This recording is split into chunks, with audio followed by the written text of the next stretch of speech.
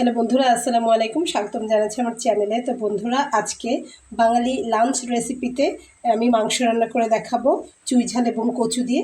তো চুই ঝাল হচ্ছে এটা বাংলাদেশের বিখ্যাত খুলনা অঞ্চলের বিখ্যাত চুই ঝাল আর গরুর মাংস। তো চুই ঝালটা আমি যে এখানে কেটে নিয়েছি, ধুয়ে নিয়েছি। যেহেতু এটা একটু কাঠখোট্টা মতো দেখতে, ডাটা রান্না করার পর ডাটা খেতে যেমন লাগে ঠিক সেরকমই লাগে, কিন্তু এটা একটা আলাদা স্বাদ এবং একটা সুগন্ধ রয়েছে, প্রচুর দামি। তো আমি এখানে চুই ঝালটা কেটে নিয়েছি, ধুয়ে নিয়েছি। এখানে আমি নিয়ে নিয়েছি গোটা মশলা, গুঁড়ো করে নিয়েছি। তো এলাচ আর লবঙ্গ এবং গোলমরিচটাকে আমি গুঁড়ো করে নিয়েছি। আর এখানে দারচিনি আর তেজপাতা রয়েছে। এখানে আমি একটু বেশি পরিমাণের পেঁয়াজ কুচি করে নিয়েছি গোটা জিরা। আর এখানে আমি কচু কেটে নিয়েছি। তো এগুলো ঘট কচু আমি একটু বড় সাইজ করে কেটে নিয়েছি, কারণ এটা আমি মাংসটা কষানোর পরে সিদ্ধ করে তারপরে দিব। তো বড় রাখলে কোনো সমস্যা নেই। এখানে আমি মাংস নিয়ে নিয়েছি। এই যে মাংসটাকে আমি ধুয়ে পানি ঝরিয়ে একটা বড় পাত্রের ভেতরে নিয়ে নিয়েছি। প্রয়োজনে আমি এটা মাখিয়েও রান্না করতে পারবো বন্ধুরা, এবং এটা আমি সরিষার তেল দিয়ে রান্না করব। তো আশা করছি রেসিপিটি আপনাদের ভালো লাগবে। সবাই সঙ্গে থাকুন, দারুণ টেস্টি এই রেসিপিটি আপনাদের খুবই ভালো লাগবে। চলুন একে একে প্রসেসিংগুলো দেখে নেওয়া যাক বন্ধুরা। আমি এখানে সব ধরনের মশলা পেস্ট করে নিয়েছি। মাংস রান্না করার জন্য মাটন, চিকেন, বিফ সব ধরনের মাংস রান্না করার জন্য সাধারণত যা মশলা লাগে, আদা, রসুন, জিরা, ধনিয়া, তো সবগুলো আমি এখানে পেস্ট করে নিয়েছি একবারে। যে দেখুন, বাটা মশলা শিলপাটায় আমি বেটে নিয়েছি, বেটে আমি এক জায়গায় করে নিয়েছি। তো এখন আমি মাংসটা মাখিয়ে নেব।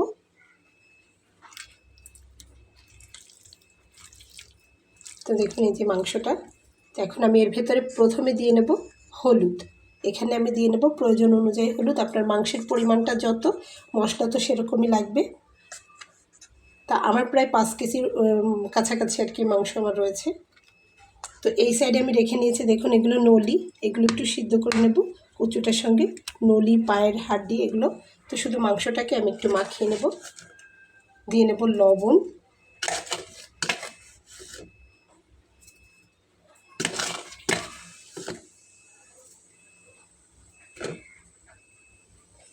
আর দিয়ে নেব সামান্য গুঁড়ামরিচ, বাটা মরিচ যেহেতু আমি দিয়ে নিয়েছি। গুঁড়ামরিচটা বেশি দিলে ঝালের পরিমাণটা অনেক বেশি হয়ে যাবে, সেজন্যে আমি একটু মাংসগুলোর সাইজটা বড় রেখেছি। আপনারা আপনাদের সাইজ অনুযায়ী ছোট বড় করে নেবেন। দেখুন আমি এখানে একটু বড় বড় পিস রেখেছি।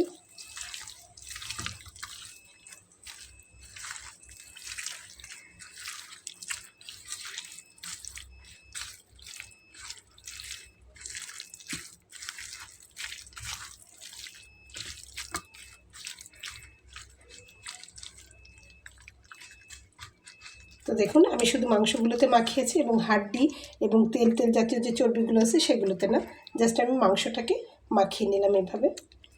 তো এখন আমি সরাসরি কড়াই যাব। তো বন্ধুরা, চুলাতে আমি একটা ননস্টিকের কুকার দিয়ে নিয়েছি। তো এটাতে আমি রান্না করব। তো হাঁড়িটা গরম হচ্ছে। এখন আমি এর ভেতরে দিয়ে নেব সরিষার তেল। দেখুন আমি সরিষার তেলটা দিয়ে নিলাম।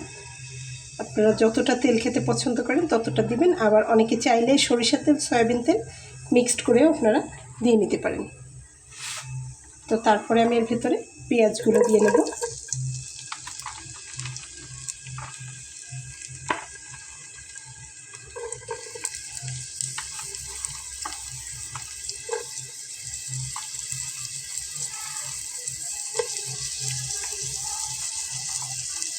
তো আজকে 10ই মহরম। আমরা যারা মুসলমান সবার ঘরে আজকে ভালো মন্দ রান্না হচ্ছে। তো দিয়ে নিলাম পেঁয়াজটা, একটু নেড়ে ছেড়ে নেব।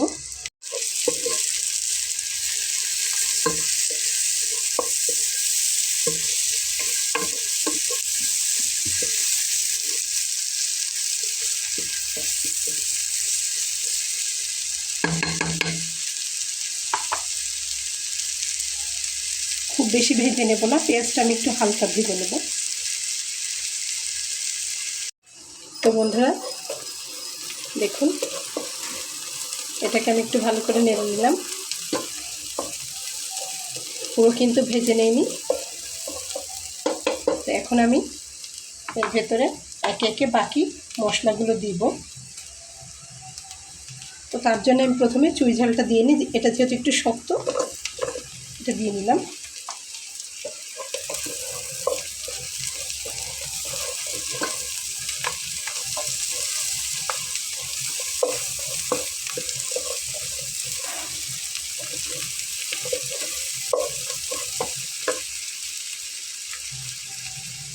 এবার আমি এখানে গোটা জিরাটা দিয়ে নিচ্ছি।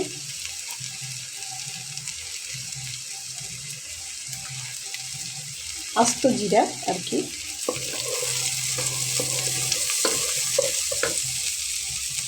তো তারপরে আমি এখানে বাকি মশলাগুলো দিয়ে নেব। দেখুন, তেজপাতা, দারচিনি, লবঙ্গ, গোলমরিচ, এলাচ সব আমি গুঁড়ো করে নিয়েছি, এবং আস্ত রয়েছে তেজপাতাটা আর দারচিনিটা।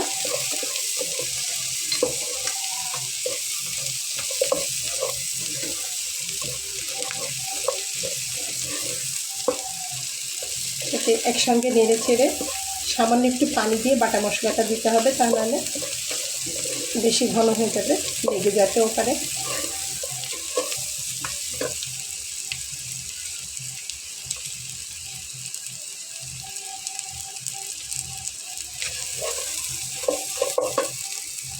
তো এখন আমি একটু সামান্য পানি দেবো, হাফ কাপ পরিমাণ। এখানে আমি হাফ কাপ পরিমাণ পানি দিয়ে নিচ্ছি।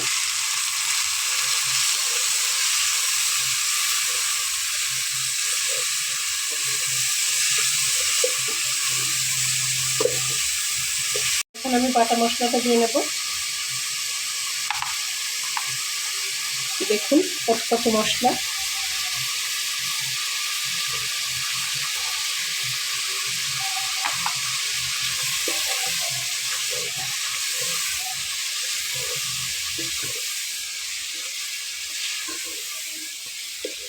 চুলার আঁচটাকে কিন্তু আমি একই ফ্লেমে রেখেছি এবং মিডিয়াম।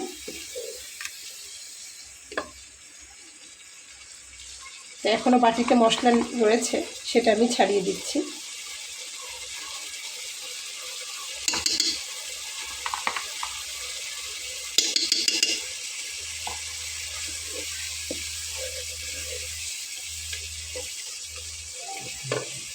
তো বন্ধুরা, মশলাটা খুব ভালোভাবে কষানো হয়েছে। দেখুন তেলটাকে ছেড়ে দিয়েছে। তো এখন আমি এর ভেতরে মাংসটা দিয়ে নেব।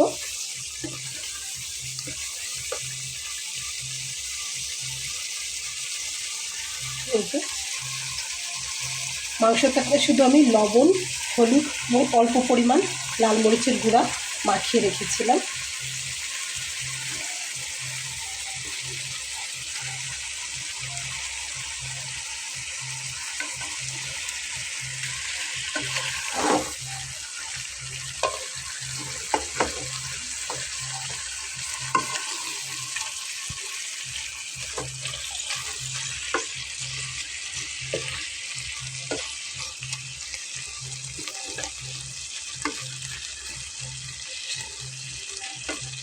এইভাবে একটু দিয়ে নিলাম।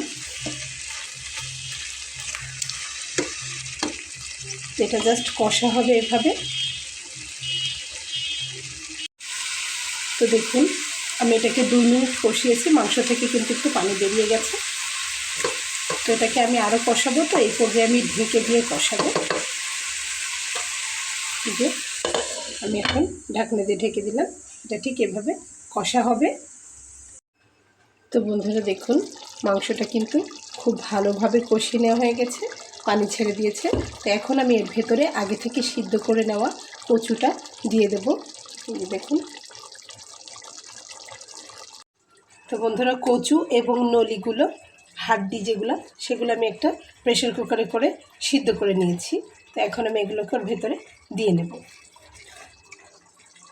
বন্ধুরা দেখুন আমি ঢেলে নিয়েছি। এখন আমি ভালোভাবে মিশিয়ে নেব। তো সিদ্ধ করার সময় কিন্তু আমি সামান্য একটু লবণ আর হলুদ দিয়ে তারপরে সিদ্ধ করেছিলাম। তো এখন এটাকে খুব ভালোভাবে আমি নেড়ে নেব। নিচ থেকে উপরে নিয়ে আসবো, আর উপরেরগুলো নিচে দিয়ে দেব। তো বন্ধুরা দেখুন আমি খুব ভালোভাবে মিলিয়ে দিয়েছি। এখন আমি এটাকে ঢেকে রান্না করে নেব। তো 30 মিনিটের ভিতরে কিন্তু আমার রান্নাটা কমপ্লিট হয়ে যাবে একদম। এই যে এখন আমি এটা ঢাকনা দিয়ে রান্না করতে দেব। ব্যাস এভাবেই হতে থাকবে। তো বন্ধুরা 20 মিনিটের বেশি হয়ে গেছে। দেখুন আমি এখন রান্নাটা দেখি, কিন্তু পুরো কমপ্লিট হয়ে গেছে। একদম মাখো মাখো একটা ঝোল চলে আসছে। এতটুকু ঝোল কিন্তু আমি রাখবো। সিদ্ধ হয়ে গেছে বন্ধুরা। তো এই পর্যায়ে আমি উপরে একটু ভাজা গরম মশলা ছড়িয়ে দেব।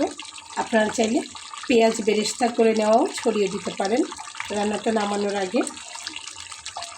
খুব সুন্দর একটা স্মেল হয় দিলে, খেতে অনেক মজা লাগে। তো দেখুন আমি চুলাটাকে এখন বন্ধ করে দেব।